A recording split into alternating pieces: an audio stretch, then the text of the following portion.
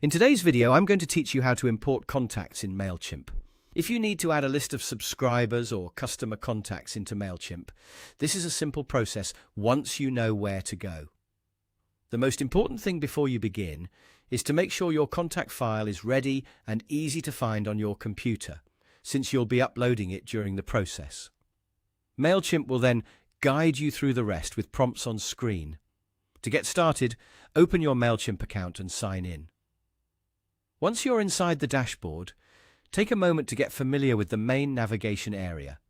This is where you'll access the tools related to your email marketing lists and contact management. From there, click on Audience. This section is where MailChimp stores and organizes the contacts you'll use for campaigns, automations, and other email marketing activity. If you already have an audience set up, this is where you'll manage it. If you're new to MailChimp, this is still the correct place to begin importing contacts. Next, click Add Contacts. This option lets you manually add people one at a time, or bring in multiple contacts at once, depending on what you need.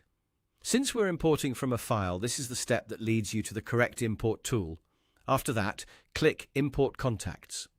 Once you select this option, MailChimp will give you a way to upload your file.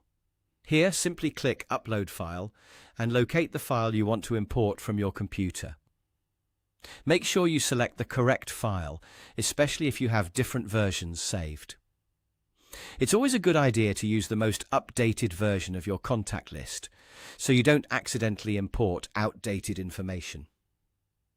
Once your file is uploaded, simply follow the prompts on your screen.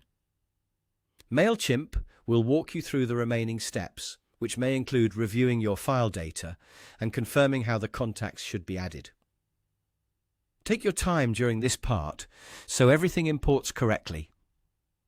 If something doesn't look right, pause and review it before continuing. And that's it.